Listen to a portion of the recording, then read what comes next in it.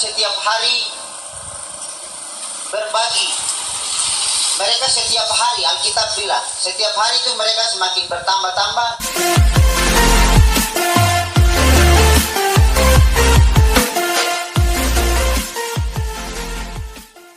Ya, shalom teman-teman semua dimanapun kita berada pada saat ini. Kiranya kita semua tetap berada dalam keadaan sehat, dan apapun yang merupakan aktivitas kita sepanjang hari ini, kiranya Tuhan Yesus memberkati.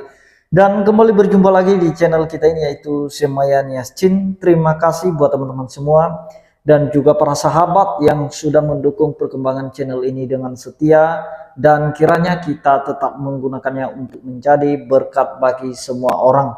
Nah teman-teman, pada video kali ini saya membagikan kepada kita semua pengkabaran Injil yang disampaikan oleh seorang pemuda, dan dia memberitakan Injil ini bukan di rumah-rumah atau dia tidak berkhotbah di gereja, melainkan dia memberitakan Injil ini teman-teman di pinggir jalan, dan dia memakai speaker yang cukup besar suaranya sehingga satu kampung itu bisa mendengarkan kabar keselamatan atau Injil yang disampaikan oleh pemuda ini. Sekalipun mungkin ada gangguan sedikit dari kendaraan yang lewat di jalan, tetapi itu tidak menghalangi pemberitaan Injil. Yang penting adalah bagaimana mereka mendengarkan, karena pendengaran itu teman-teman bisa menimbulkan sebuah keyakinan atau timbul iman dari dalam hati lewat pemberitaan Injil. Nah teman-teman, sebelumnya mari kita simak videonya dan juga kita dengarkan baik-baik apa yang disampaikan oleh pemuda ini. Videonya yang berikut ini. Shalom, selamat siang. Terima kasih untuk Bapak Ibu yang ada di tempat ini, yang ada di dalam kamar mungkin, yang ada di ruang tamu. Terima kasih untuk telinga-telinga yang sudah mendengarkan. Ya, kami sangat percaya bahwa memang Papua harus direstart kembali. Karena kenapa saya bilang Papua harus direstart kembali? Bukan berarti Tuhan itu kekurangan kuasa untuk tidak bisa memulihkan kita. Tapi Tuhan itu dia punya cara yang berbeda dari cara-cara yang lain. Karena itu sampai saat ini Papua menjadi satu pergumulan besar bagi bangsa-bangsa. Karena itu kenapa Bapak Ibu melihat bahwa semakin hari Injil ini semakin tidak lagi menjadi satu kebutuhan utama dalam pribadi manusia. Karena itu rasa cinta, rasa mengasihi Tuhan itu tidak ada di dalam pribadi manusia. Kekeringan terjadi. Karena itu pada waktu gereja mula-mula, jemaat mula-mula, mereka mulai muncul di Kisah Para Rasul itu, Alkitab bilang mereka setiap hari berbagi. Mereka setiap hari, Alkitab bilang, setiap hari itu mereka semakin bertambah-tambah. Setiap hari mereka itu berbagi kasih, makan roti bersama-sama, itu setiap hari. Mereka punya rasa cinta yang haus akan Tuhan. Nah pada akhir zaman, di waktu akhir zaman ini, kita melihat bahwa kehidupan manusia yang semakin pesat banyak, mereka semakin bukan lagi rasa cinta Tuhan semakin, tapi mereka semakin jauh dari Tuhan. Haleluya. Nah karena itu, sebagai umat-umat Tuhan, sebagai hamba-hamba Tuhan, di mana Tuhan memanggil orang-orang untuk berdiri bagi satu kota, berdiri bagi satu bangsa, itu bukan hal yang biasa, itu harga yang mahal. Amin. Itu harga yang mahal. Tadi disinggung tentang Nehemia, disinggung tentang beberapa hamba-hamba Tuhan yang Tuhan percayakan bagi mereka. Karena itu saudara yang terkasih, Tuhan memanggil setiap orang untuk berdiri atas satu kota, itu harganya mahal. Amin. Karena itu kenapa Yesus tinggalkan surga, bukan kepentingan dia, tapi kepentingan manusia. Nah justru itu saya hari ini mau bicara tentang kasih karunia. Haleluya, amin. Saya mau bicara tentang kasih karunia. Nah, kenapa di akhir zaman ini kita mengalami kasih karunia demi kasih karunia yang tidak ada batasnya? Karena justru itu kasih karunia itu penjelasan sederhana yang saya memberikan pengertian sederhana begini, seperti seorang tete atau opa yang mengasihi dia punya cucu satu-satunya. Saudara renungkan baik-baik. Ketika dia punya cucu itu mau berak tete pemuka kah, mau bikin apa tete tetap sayang dia. Pada waktu dia salah saja tetap tete bilang dia benar. Dan dia punya bapak dengan mama. Sekalipun dia salah tetap dia benar. Nah, ini pembelaan Kristus terhadap kita. Waktu Yesus mati kepada kita, bukan pada saat kita menjadi orang yang baik. Amin. Haleluya. Yesus mati kepada kita bukan saat kita menjadi orang yang baik, tapi saat kita jadi orang yang jahat, orang yang berdosa. Nah, kenapa sampai saat ini bicara tentang pertobatan, bicara tentang restorasi, saya bicara bahasa tinggi lagi, minta maaf, bicara tentang pertobatan di dalam diri manusia, itu bicara tentang orang bilang apa ya, biasa bahasa orang bilang bahasa biologi, itu bilang okulasi bunga, macam misalnya bunga kembang sepatu putih dengan kembang sepatu merah itu dikasih kawin ya. Jadi itu bicara tentang restorasi. Itu perubahan yang sedikit berbeda. Saudara kalau kasih kawin dia itu berkembang biak itu berbeda.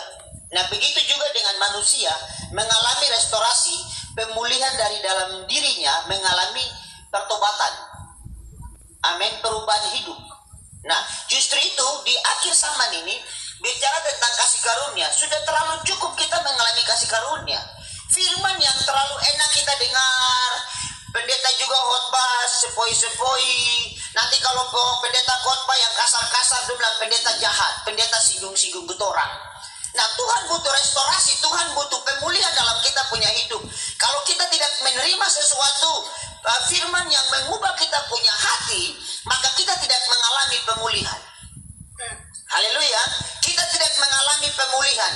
Justru Tuhan memberikan kasih karunia yang panjang bagi kita, sehingga orang mabuk itu kenapa umur masih panjang, orang pencuri masih kenapa umur panjang, macam tadi dia pakai ilmu santet dan sebagainya, ilmu hitam, dia punya umur masih panjang. Tuhan masih beri kesempatan. Kenapa? Karena Tuhan tidak menginginkan dia mati binasa, masuk neraka.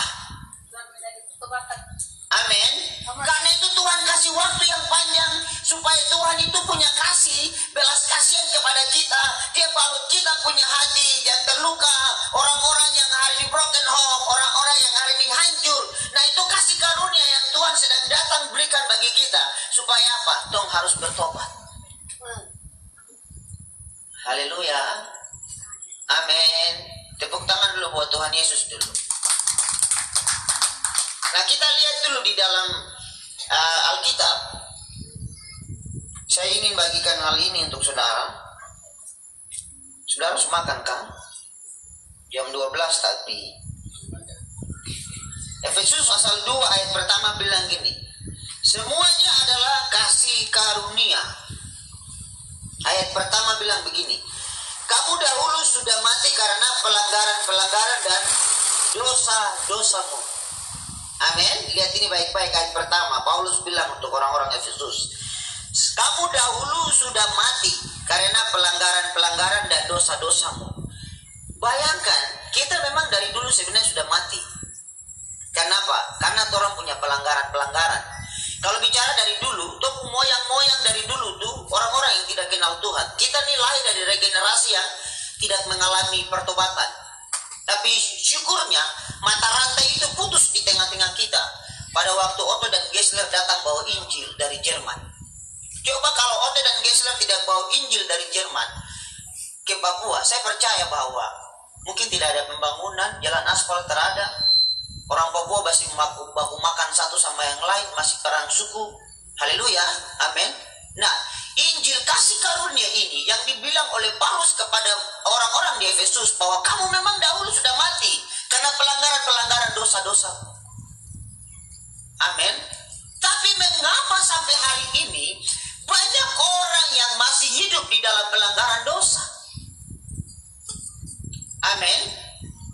Nah, saudara coba lihat perbandingan. Biasa yang paling mati cepat itu orang baik daripada orang jahat. Betul ya?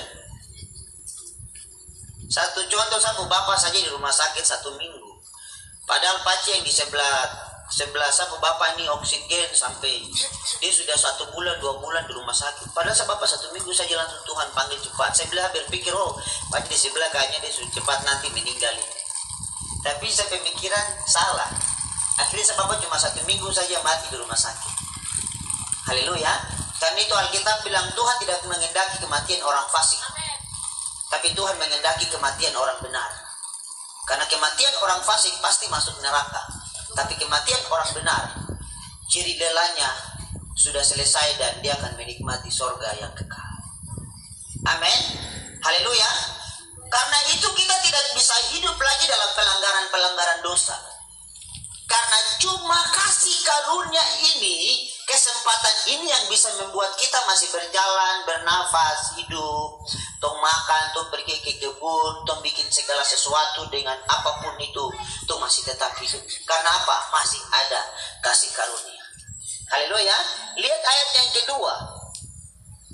Ayat kedua bilang apa di sana? Ayat yang kedua bilang begini, kamu hidup di dalamnya karena kamu mengikuti apa? Jalan dunia ini.